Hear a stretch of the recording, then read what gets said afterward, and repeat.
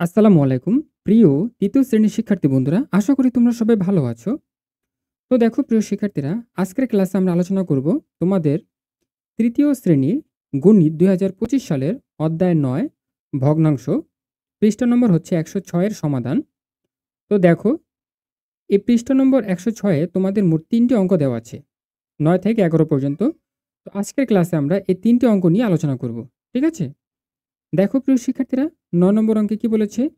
মনির বাড়ি বিদ্যালয় থেকে 10/7 কিলোমিটার উত্তরে এবং ফাহিমের বাড়ি 10/3 কিলোমিটার দক্ষিণে অবস্থিত। মনির বাড়ি থেকে ফাহিমের বাড়ি দূরত্ব কত? মনির বাড়ি থেকে ফাহিমের বাড়ির দূরত্ব কত?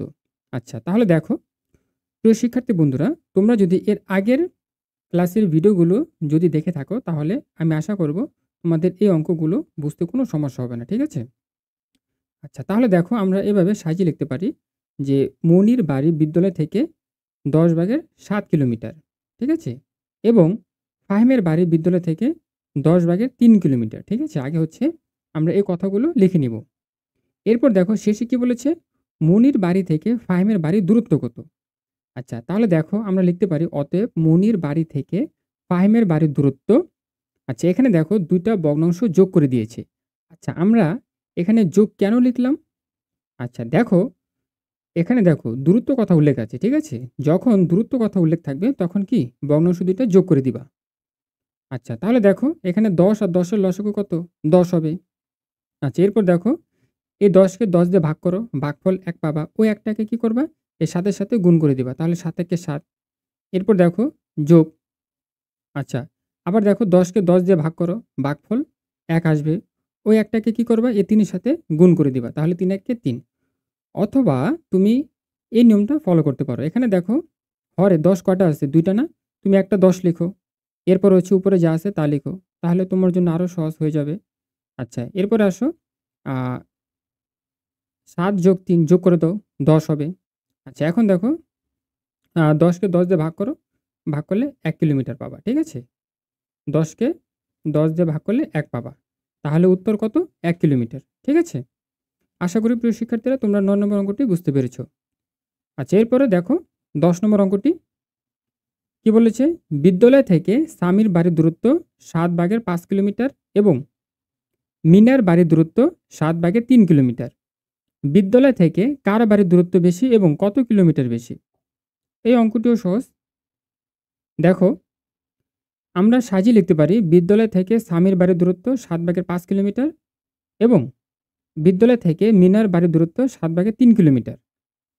আচ্ছা, দেখো শেষে কি বলেছে? যে কার বাড়ির দূরত্ব বেশি, না?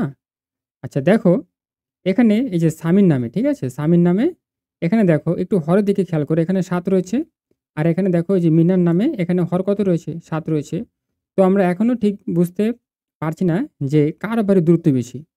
আচ্ছা, তাহলে দেখো যেহেতু হর ২ টা একই, তাহলে একটু লবের দিকে খেয়াল করো। এখানে সামির লব কত রয়েছে? ৫। আর এখানে মিনার লব কত রয়েছে? ৩। তাহলে তুমি বলো যে ৫ বড় না ৩ বড়? নিশ্চয়ই ৫ বড়। তাহলে সামির বাড়ির দূরত্ব বেশি হবে। তাহলে দেখো আমরা লিখতে পারি অতএব বিদ্যালয় থেকে সামির বাড়ির দূরত্ব কত? ৭/৫ বিয়োগ ৭/৩। আচ্ছা, এখানে একটি কথা রয়েছে। এখানে আমরা বিয়োগ কেন লিখলাম? আচ্ছা, তোমাদের আগের ভিডিওতে আমি বলেছিলাম যে প্রশ্নের ভিতরে কত কিলোমিটার বেশি, কত কিলোমিটার কম, অথবা কত মিটার বেশি, কত মিটার কম। তারপর অনেক প্রশ্নে থাকে অপেক্ষা, পার্থক্য, তুলনা। ঠিক আছে? যখন এরকম কথা উল্লেখ থাকবে তখন কি করবে? বিয়োগ করে দিবে।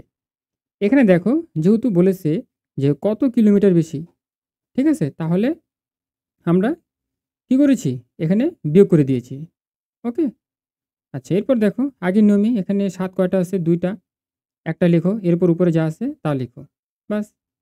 ৫ থেকে ৩ বাদ দাও, ২ হবে। তাহলে ৭/২ কিলোমিটার। তাহলে সামির বাড়ির দূরত্ব বেশি, ৭/২ কিলোমিটার। উত্তর ৭/২ কিলোমিটার। ওকে? আশা করি এই ১০ নম্বর অঙ্কটা তোমরা বুঝতে পেরেছ। আচ্ছা, এরপরে আসো ১১ নম্বর অঙ্কটি। দেখো একটি কেকের ৭/৪ অংশ রেজাকে এবং ৭/৩ অংশ রনিকে দেওয়া হলো। রেজাকে রনি অপেক্ষা কত অংশ কেক বেশি দেওয়া হলো?